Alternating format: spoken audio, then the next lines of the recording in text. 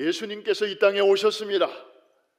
드디어 준비 기간을 마치시고 메시아로서 이제 첫 설교를 하시게 되었는데, 예수님의 그 육성을 타고 나온 첫 마디가 혹시 뭔지 아십니까?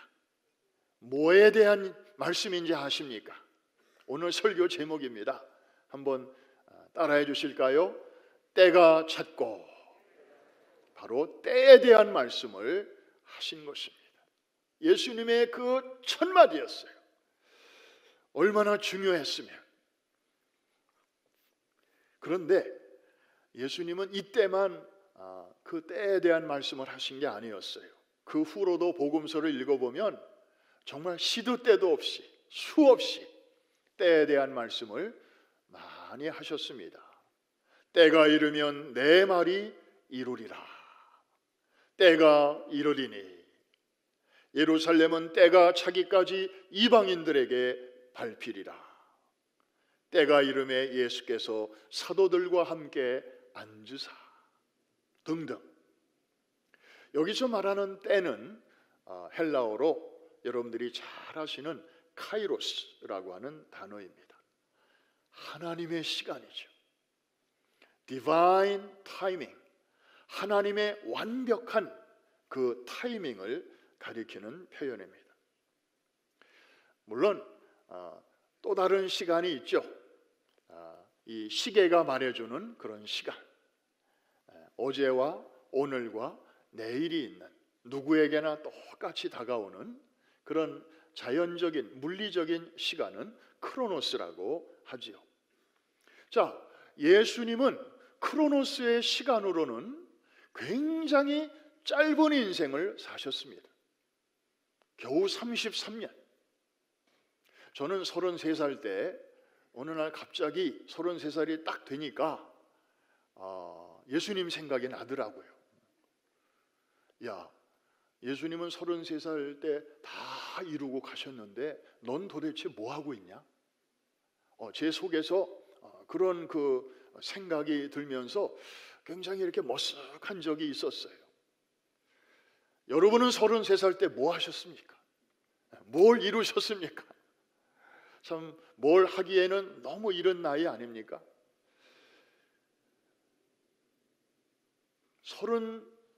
33년의 시간 속에서 그나마 정말 메시아로서, 구세주로서 일하신 시간은 고작 3년이었습니다. 그러나 예수님은 매 순간 그 크로노스의 짧은 시간 속에서 카이로스의 시간을 사셨습니다. 다시 말해서 허투루 의미 없이 보낸 시간이 없으셨다는 말입니다. 주무시는 것조차도, 쉬시는 것조차도 의미가 있었고, 거기에 하나님께서 일하시는 그런 시간이었다 이 말입니다. 오죽하면 십자가상에서 운명하실 때 마지막 외마디 외치셨는데 뭐라고 하셨죠? 한번 따라해 주실까요? 다 이루었다. 어떻게 하셨다고요? 다 이루었다. 아이고, 나에게 5년만 더 주어졌더라면, 야, 내가 10년만 더 젊었더라면. 우리 이런 말 자주 하잖아요. 주님은 한 번도 그런 말씀을 하신 적이 없어요. 그토록 짧은 시간을 사시면서도.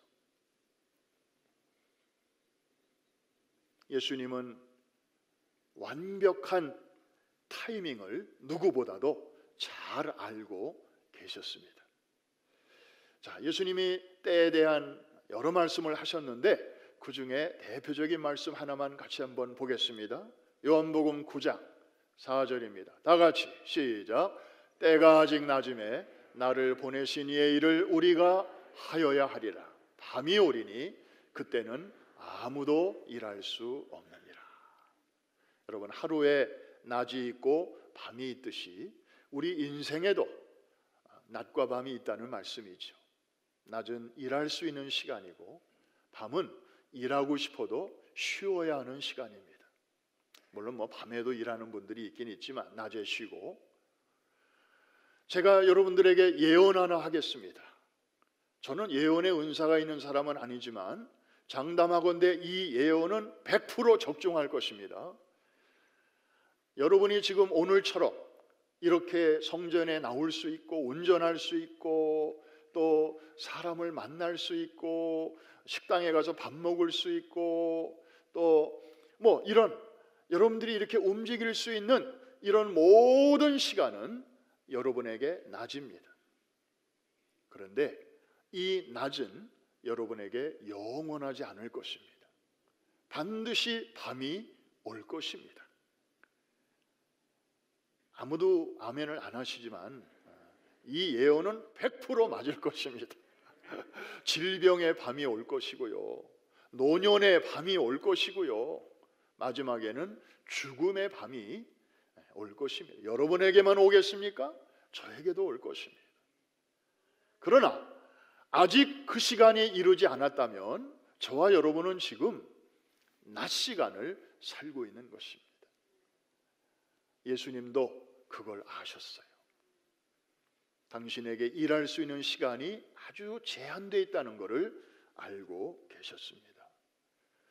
준비해야 할 때와 나가서 일해야 할 때를 주님은 정확하게 알고 계셨습니다. 뭘 보면 알 수 있나요? 자, 주님은 이 땅에 오실 때 분명한 목적을 가지고 오셨잖아요. 자기 백성을 저희 죄에서 구원하시려고 오신 분이에요. 뭐 한 민족도 아니고 정말 죄 아래에 있는 아담의 모든 후예들을 구하러 오신 분이니까 얼마나 인간적으로 생각하면 마음이 급하고 또 바쁘셨겠습니까? 그런데 30년을 준비하셨어요. 그것도 도시임지도 아니고 저 변두리 갈릴리 지역의 나사렛이라고 하는 그 마을에서 30년을 조용히 소문 없이 그렇게 찐득히 조용히 때를 기다리셨습니다. 준비하는 기간 동안에 섣불리 나가시지 않으셨습니다. 그러다가 30세 되셨을 때에 이제 메시아로 취임식을 하시게 됩니다. 세례 요한에게 세례를 받으시고 물에서 올라오실새 하늘이 열리고 성령이 비둘기처럼 그에게 임하셨습니다. 그리고는 음성이 들립니다. 이는 내 아들이라, 내 기뻐하는 아들이라, 너희는 그의 말을 들으라. 이것은 예수님께서 메시아로 취임하실 때 하나님께서 영어로 말하면 endorsement, 아주 이렇게 도장을 꽉 찍어주시는, 오토리티를 거기다 얹어주시는 그런 사건이었습니다. 가끔 우리 성도들과 얘기를 할 때 집사님 이번에 좀 이런 일을 한번 해보시죠. 그러면 제가 하고 싶은 마음은 있는데요, 뭐 제가 정식으로 교회에서 임명받은 것도 아니라서 제가 가서 말해도 잘 말발이 서지 않을 것 같아요. 뭐 이런 얘기를 가끔 듣습니다. 맞는 얘기예요. 교회가 오토리티를 주지 않고 자기 혼자서 가가지고 막 이래라 저래라 이렇게 합시다 저렇게 합시다 그러면 저 사람 뭐야? 뭐 낙하산이야 뭐야? 뭐 이렇게 또 생각할 수도 있잖아요. 예수님은 아주 완벽하게 일할 수 있는 그런 조건을 이제 갖추신 것입니다. 우리 같으면 이쯤 되면 오케이, 나 이제 메시아로 취임식을 잘 마쳤어. 하나님이 나한테 엔도스먼트도 주셨어. 이제 나가서 일해야지 하고 저 같으면 뛰쳐나갔을 거예요. 그런데 예수님은 그렇지 않으셨어요. 광야로 나가십니다. 성령에 이끌려 광야로 가십니다. 왜 나가셨을까요? 마지막 준비 점검을 위하여 가셨습니다. 40일 금식하시면서 하나님의 말씀을 깊이 묵상하시면서 내 사명이 무엇인가를 확인하시고 또 확인하셨습니다. 그리고 아버지와 깊은 독대하는 시간을, 기도의 시간을 가지셨습니다.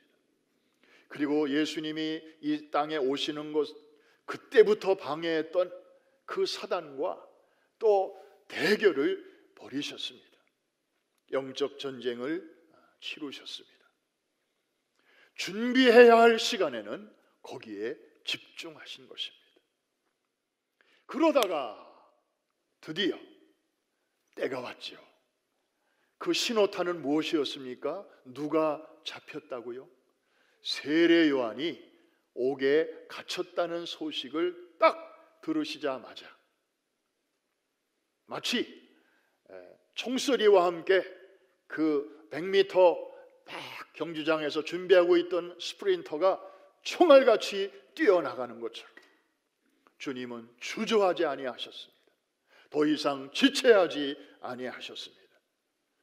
이제는 내가 일해야 할 때가 왔구나.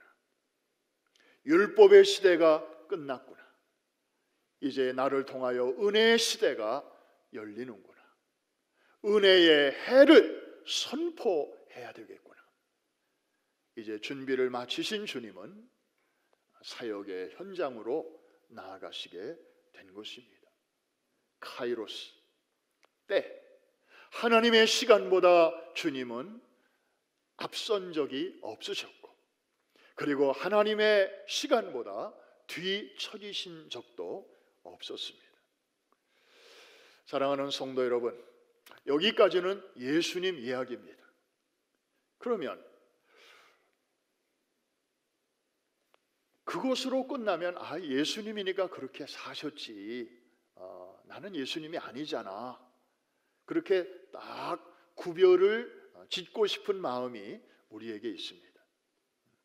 왜? 예수님처럼 살 자신이 없거든요.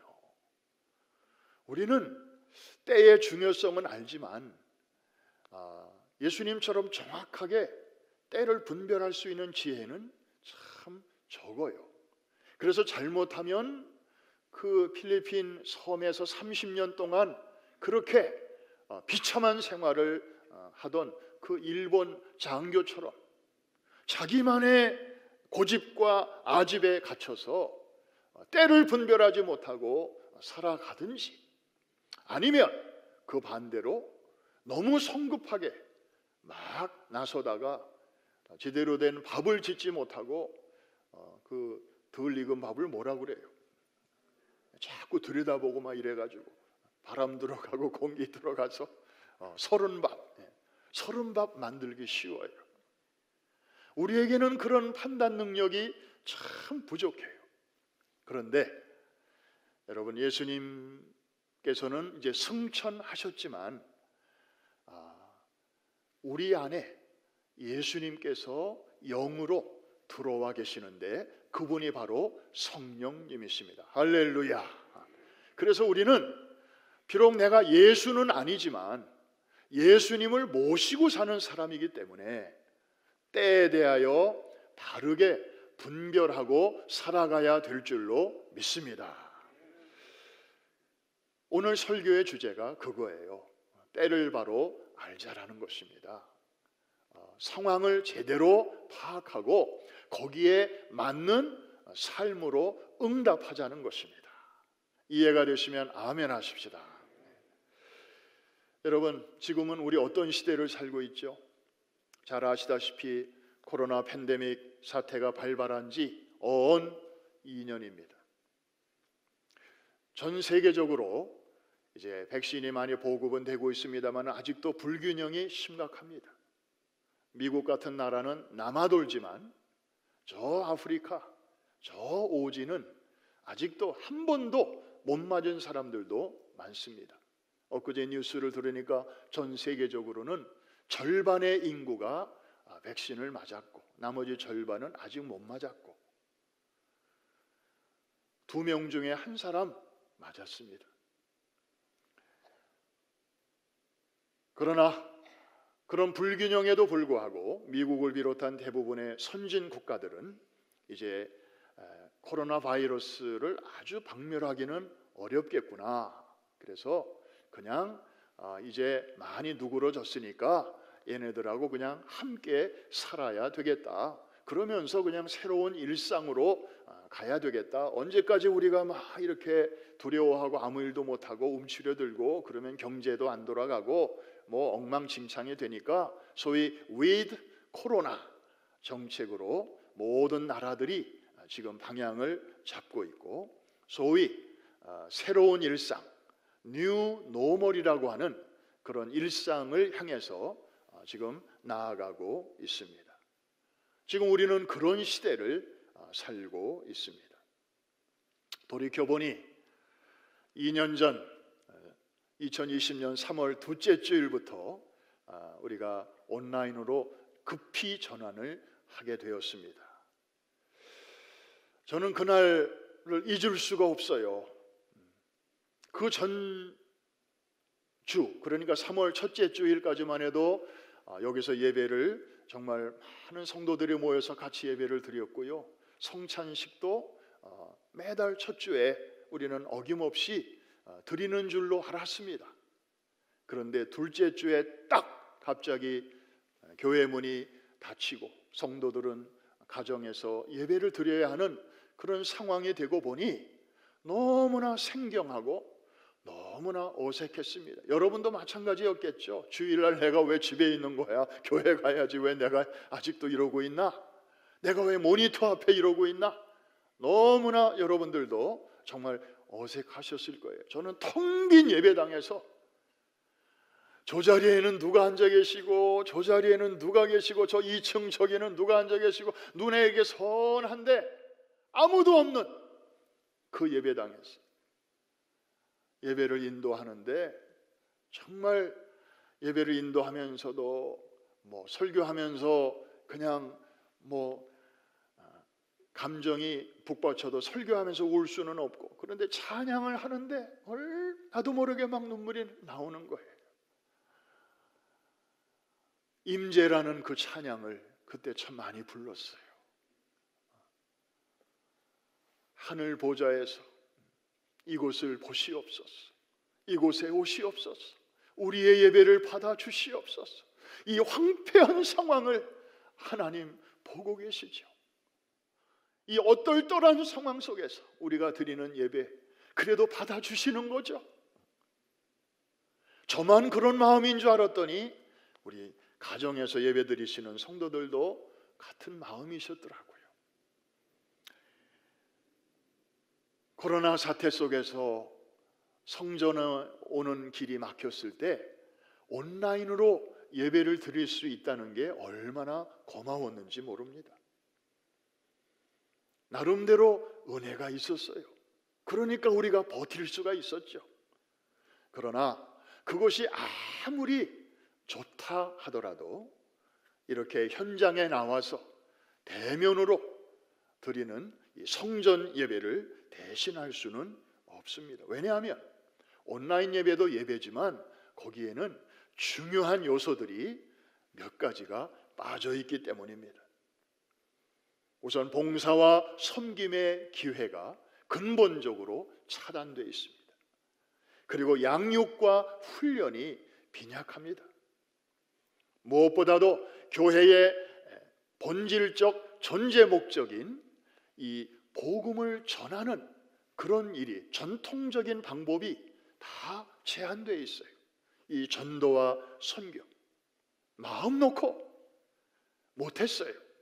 그래서 선교사님들도 많이 철수하고 그랬어요. 그러나 무엇보다도 아쉬웠던 것은 예배를 통하여 하나님과 예배자 사이의 그 인격적인 만남, 그리고 성도들과의 격이 없는 그 사랑의 교제, 우리가 패밀리 아닙니까? 정말 영원한 하나님의 가족들 아닙니까? 땅에서의 가족은 살아있는 동안만 서로 가족이고 죽은 다음에는 추억 속의 가족이에요. 그러나 이 영적인 가족은 땅에서도 가족이고 시간 밖에서 이터너티, 영원이라는 그 측량할 수 없는 시간 속에서까지 가족이니까 이 얼마나 소중한 관계입니까? 그런데 성도들과의 교제가 너무 부족한 것이죠. 소위 이 줌이나 온라인, 유튜브, 카톡 이런 거를 통한 예배는 소위 하이 테크놀로지의 그 아주 장점이에요. 그런 하이텍의 도움을 받아서 우리가 어려운 시대를 또 헤쳐나올 수 있었어요. 그런데 그것만 가지고는 부족합니다.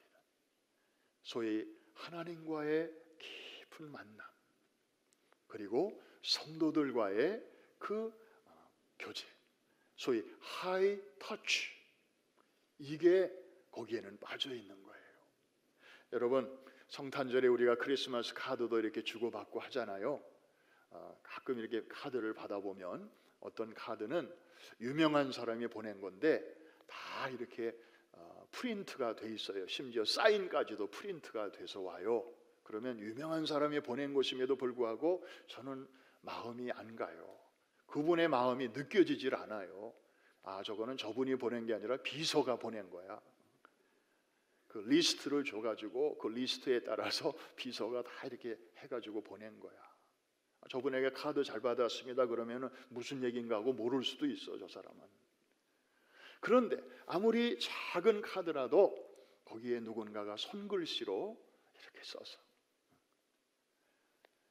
그리고 그 문구는 설령 프린트 돼 있다 할지라도 그 밑에 본인의 이름 옆에 친필로 사인이라도 해가지고 그렇게 보낸 카드를 받을 때는 벌써 마음이 달라요.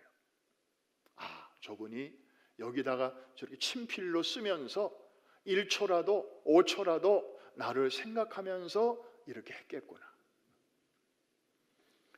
연말마다 그냥 무명의 영웅들 해가지고 교회 구석구석에서 봉사하는 분들에게 원래는 해서는 안 돼요. 그분들 다 하늘에서 받을 상이 이만큼인데 제가 요만큼 해가지고 무슨 도움이 되겠습니까? 그런데 그냥 교회가 고마워하고 있습니다, 늘 감사한 마음입니다 하는 표시로 연말마다 요만한 카드, 큰 카드도 아니에요, 조그만 카드 준비해서 하는데 우리 집사님이 와서 물어요. 목사님, 문구 준비됐는데 사인을 어떻게 하시겠어요? 인쇄된 사인 넣을까요? 아니면 직접 하시겠어요? 그래서 저는 제 대답은 당연합니다. 내가 사인할게요. 많은데요, 괜찮아요.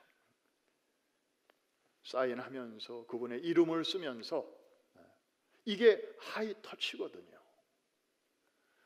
온라인에 장점이 있고 약점이 바로 거기에 있는 것입니다. 오늘 성찬주일입니다.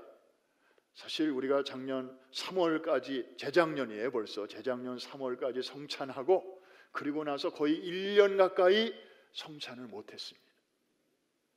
매월 첫 주일이 돌아오는데 성찬 없이 밋밋하게 지나가는 게 너무 어색하고 안타까웠어요. 그러면서 우리는 주님, 언제쯤 우리는 성찬할 수 있습니까? 그런데 또 하나님이 또 이렇게 문을 열어주셔서 옛날 방식은 아니고 소위 뉴 노멀의 방식에 따라서 오늘도 여러분들이 이렇게 패키지를 받으시게 될 텐데, 그렇게라도 우리가 성찬을 지금 다시 하고 있잖아요. 근데 가정에 계시는 분들은 참 죄송하게도 여기에 참여를 하실 수가 없어요. 어떤 교회는 가정으로까지 그 성찬 요구를 배달해 준다고 그래요. 우리 한국 사람들은 정말 배달의 민족이에요. 아니, 그렇게 해서라도 서로 주님과 하나됨, 또 서로 주님을 중심으로 하나됨을 이제 확인하는 그런 건데, 사실 작은 교회는 그게 가능하지만 식구들이 많은 데는 그것도 쉽지 않아요. 그래서 여러분들이 나오시는 분에 한해서 이렇게 성찬을 하고 있습니다. 정말 우리가 그동안에 누려왔던 매월 첫째 주에 그냥 자연스럽게 해오던 성찬도 그것이 얼마나 하나님의 은혜였던가, 또 이렇게 다시 성찬을 할 수 있는 시간을 우리가 그동안에 얼마나 사모해 왔었습니까? 장점에도 불구하고 많은 약점이 있습니다. 그럼에도 불구하고 자칫 온라인 예배를 오래 드리다 보면 그것이 주는 편리함에 나도 모르게 익숙해지게 됩니다. 그리고 안주하게 됩니다. 그러다 보면 예배에 집중력이 떨어져요. 온라인으로 예배 드리고 있는데 전화 오면 안 받을 수 있어요. 또 카톡 하시오 하고 메시지가 오면 궁금해서 또 안 볼 수 있어요. 또 화장실 또 들락날락 해야죠. 이 예배의 집중력이 떨어져요. 어느 사진을 제가 하나 봤는데요, 차마 그건 여기 못 보여드리겠어요. 어느 미국 직장인이 재택근무를 하는데 파란 와이셔츠를 입고 넥타이 매고 그리고 이제 막 화상 회의도 하고 그럽니다. 그런데 그분 앉아 있는 의자를 딱 보니까 아랫도리는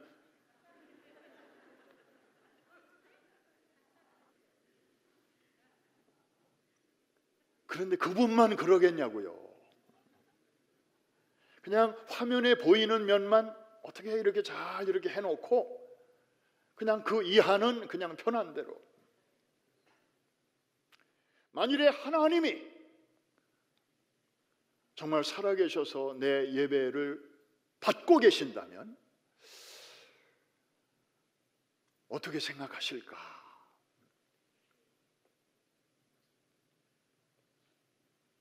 뭐 때가 되면 나는 나갈 거야 하고 내 계획 속에는 그렇게 돼 있지만 이게 서서히 시간이 흐르다 보면요, 이게 이제 습관이 돼요. 그리고 자기 의지로 벗어나기 참 어렵게 돼요.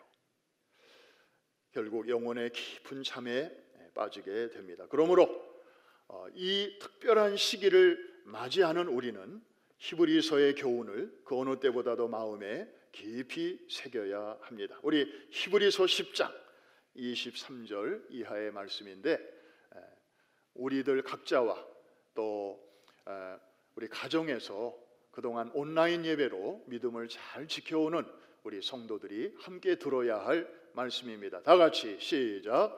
또 약속하신 이는 미쁘시니 우리가 믿는 도리의 소망을 움직이지 말며 굳게 잡고 서로 돌아보아 사랑과 선행을 격려하며 모이기를 패하는 어떤 사람들의 습관과 같이 하지 말고 오직 권하여 그날이 가까움을 볼수록 더욱 그리하자.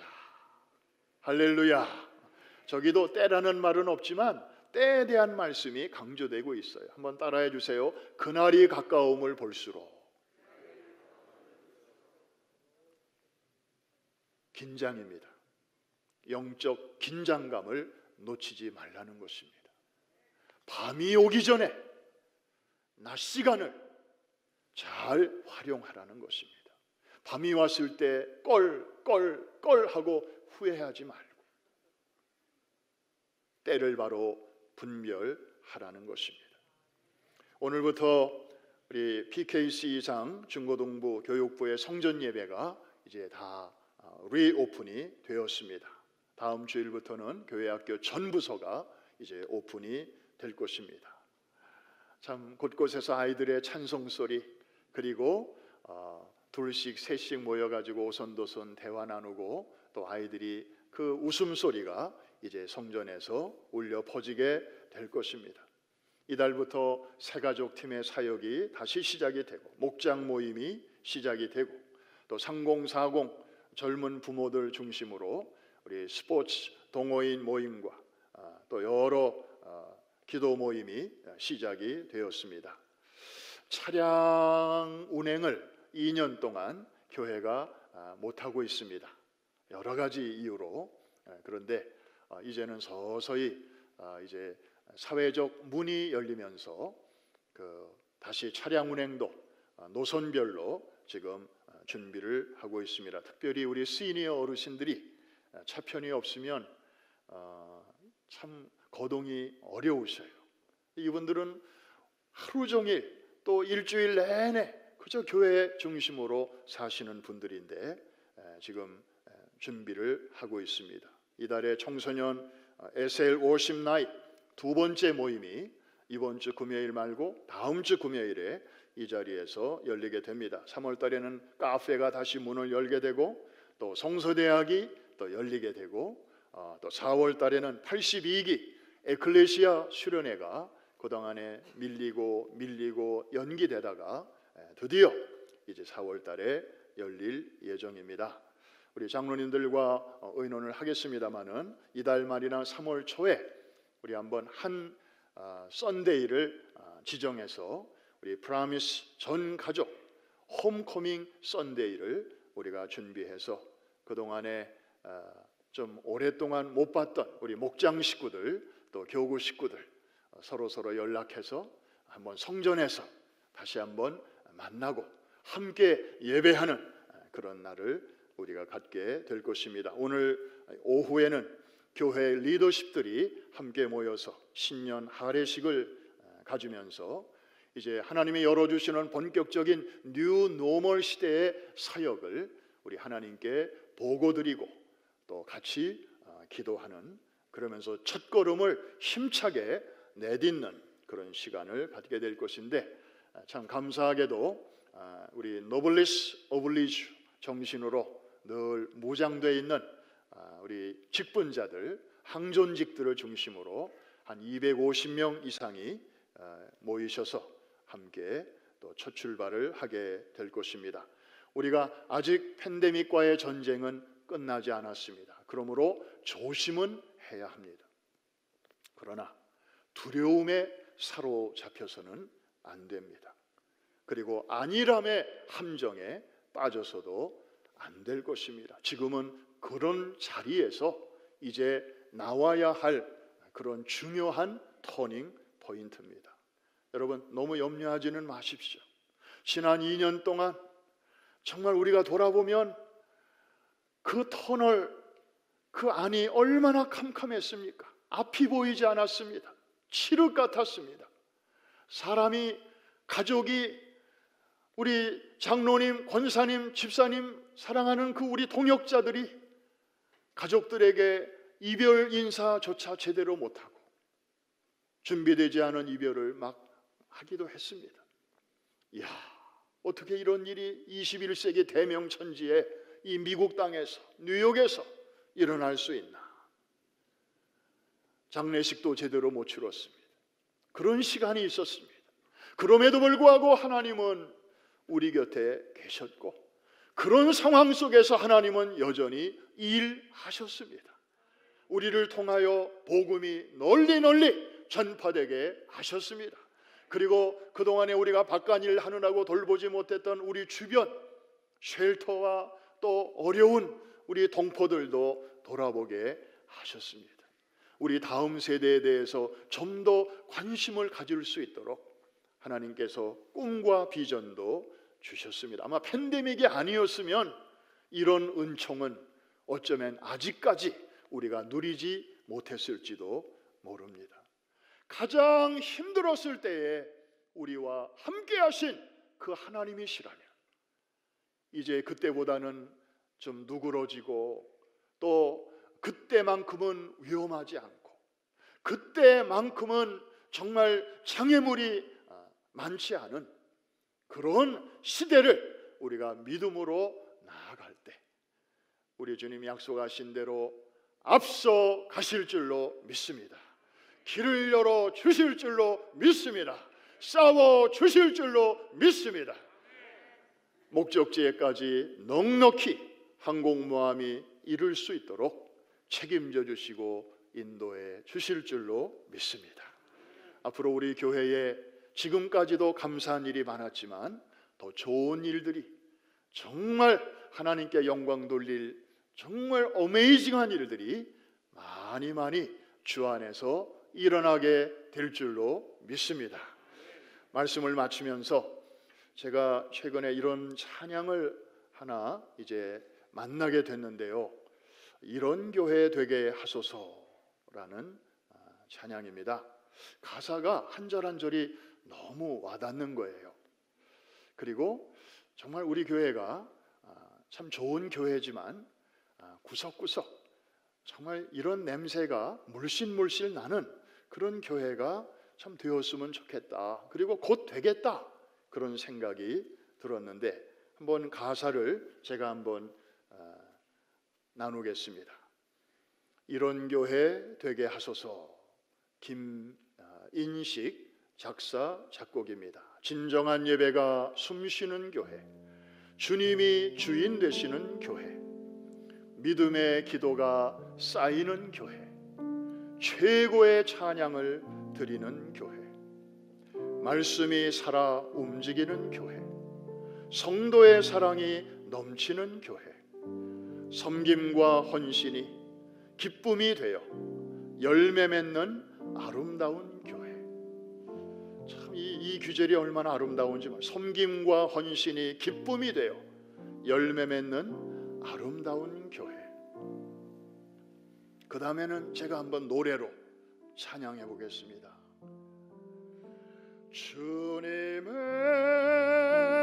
마음 닮아서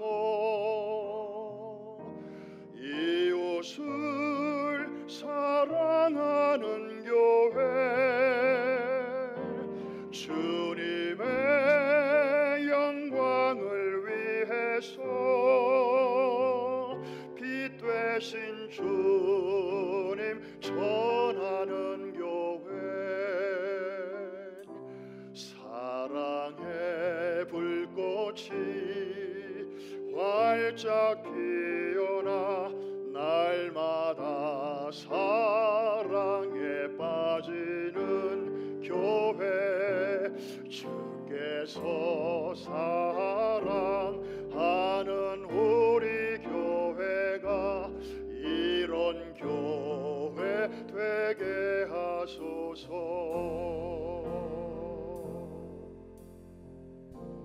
아멘입니까? 그런 교회 되기를 원하시면 우리 박수로 한번 하나님께 영광 돌립니다. 할렐루야.